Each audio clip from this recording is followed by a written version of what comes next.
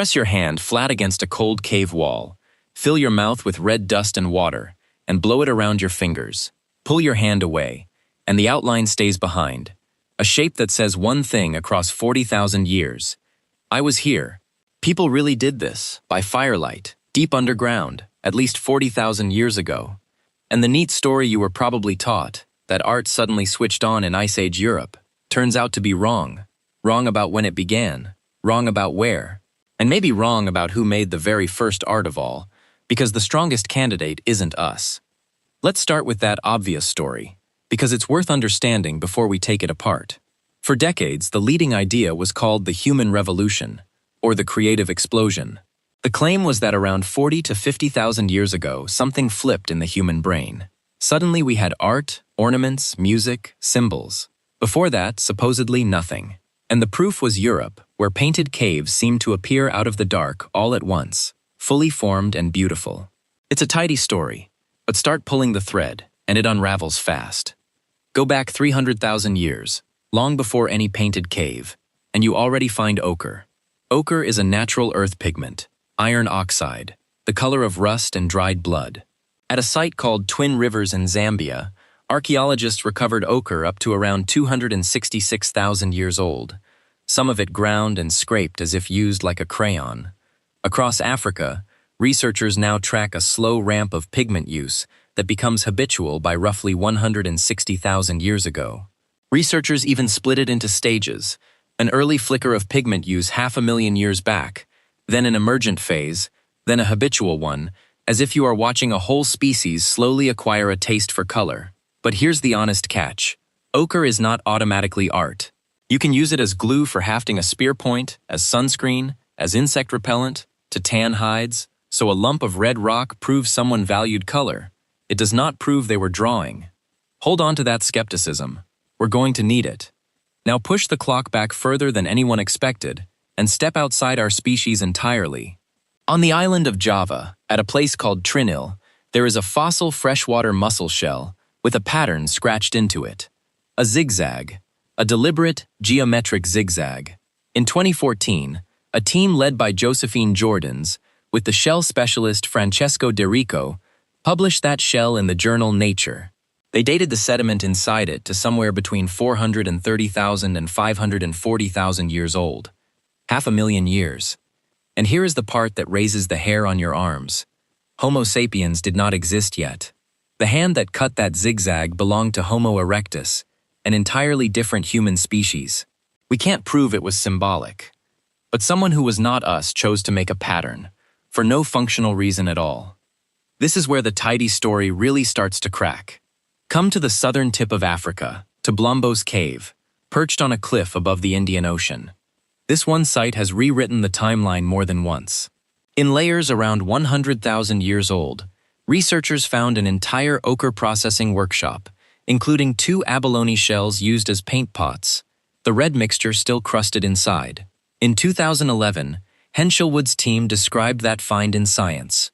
A 100,000-year-old paint workshop, complete with grindstones, bone tools for stirring, and the ochre recipe still sitting in the shell. It is some of the oldest evidence anywhere of humans mixing a compound to make something new, a chemistry set from 100 millennia ago.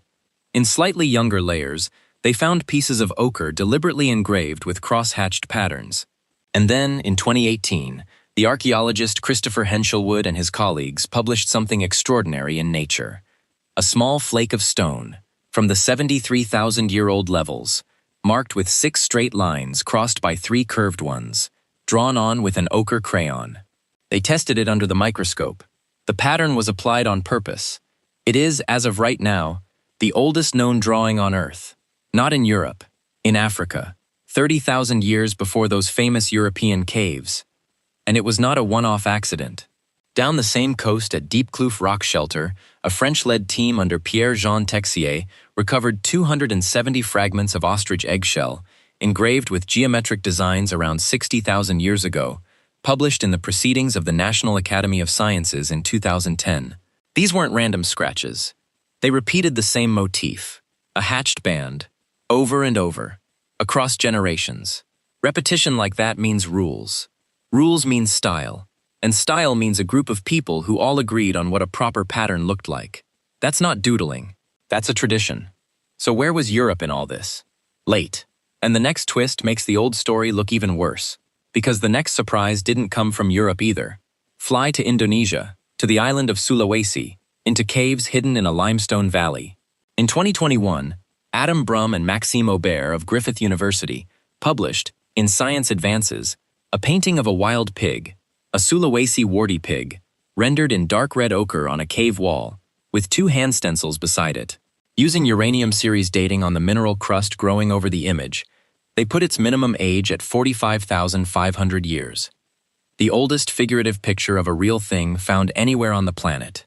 And nearby, at a cave called Liang Bulu Sipong 4, the same team found something stranger still. A hunting scene. Small human-like figures with spears and ropes, chasing wild pigs and dwarf buffalo. Except some of the hunters have tails and animal snouts. They are therianthropes, part human, part beast. First dated to nearly 44,000 years, then redated in 2024 to at least 50,000. That redating used a newer, sharper method, firing a laser at the mineral crust layer by layer, and it made the art older, not younger. And in a cave called Liang Karampuang, that same 2024 study in Nature pushed the oldest storytelling scene back to 51,200 years. Read that again. The oldest known story told in pictures is not in France. It is in Indonesia, and it already includes creatures that never existed. Humans were painting imaginary beings almost the moment they were painting at all. Only now does Europe finally enter, and even here a twist is waiting. In the Spanish cave of El Castillo, the archaeologist Alistair Pike of the University of Bristol led a study, published in Science in 2012, using that same uranium-thorium method on the crusts over the paintings. A simple red disc came back at a minimum of 40,800 years. A hand stencil, over 37,000. These are Europe's oldest dated images, and by the standards of Blombos or Sulawesi, they are newcomers. A few thousand years later comes Chauvet, in France, around 36,000 years old, with its charging lions and battling rhinos. And here's the detail that stuns every artist who sees it. It is not crude. It uses shading, perspective, the natural swell of the rock to give animals volume. The first European masterpieces are already masterpieces. And the caves most people can actually name, Lascaux and Altamira, come thousands of years later still, roughly 17 to 21,000 years ago. By the time of the images in every textbook, this tradition was already ancient. There is no clumsy warm-up phase, which itself hints that the skill arrived from somewhere much older. And now the part that genuinely unsettles people.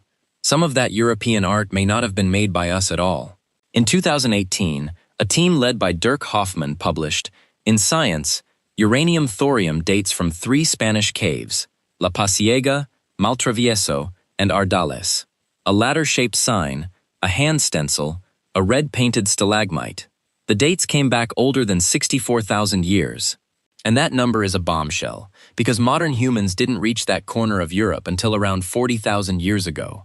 If the dating holds, the only people there to make those marks were Neanderthals. Now I have to be straight with you, because this is contested science.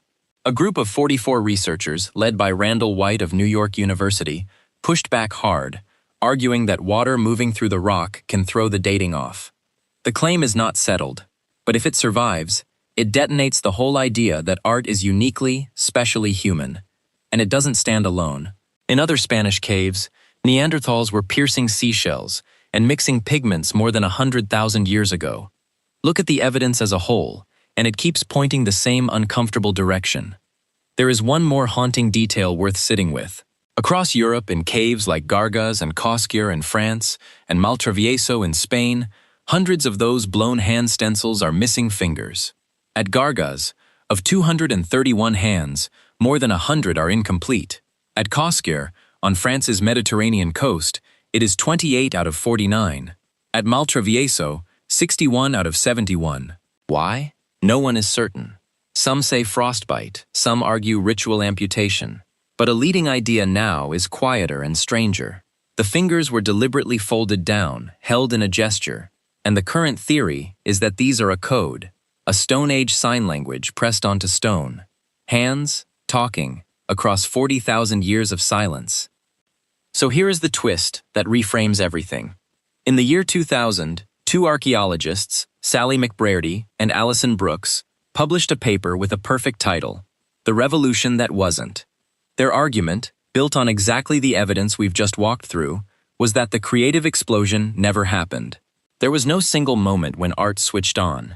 Instead, the pieces, pigment, then engraving, then beads, then drawing, appeared gradually, scattered across Africa over hundreds of thousands of years, and only later gathered into what looks, from a distance, like a sudden burst.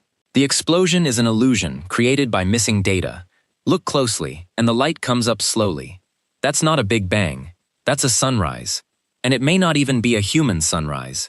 A zigzag on a shell 500,000 years ago, cut by Homo erectus, painted marks in Spain that may be Neanderthal. If those hold, then the urge to turn a blank surface into a message is older than our species, something we may have inherited rather than invented. Let's put the whole timeline back together. Around 500,000 years ago, a Homo erectus scratches a zigzag into a shell in Java. 300,000 years ago, people across Africa are grinding ochre into color. 100,000 years ago, someone at Blombos is mixing paint in an abalone shell, and by 73,000 years ago, drawing cross-hatched lines on stone. 60,000 years ago, a whole community at Diepkloof is engraving the same patterns onto eggshell. 51,000 years ago, in Indonesia, someone paints a story, complete with monsters. Perhaps 64,000 years ago, in Spain, a Neanderthal presses a painted hand to a wall. 40,000 years ago, a red disc glows in El Castillo, and 36,000 years ago, in the dark at Chauvet, the lions come alive. Which brings us back to your hand on the wall. Every time you sign your name, scratch your initials into a desk, or post a photograph so a stranger will know you existed, you are repeating the single oldest gesture in the human story. Not because anyone taught you. Because the pull to leave a mark that says I was here is older than farming, older than writing, older than cities, and possibly older than Homo sapiens itself. The cave wall just became a screen. You have been an artist this whole time, and you come from 100,000 years of them. All the research is linked in the description.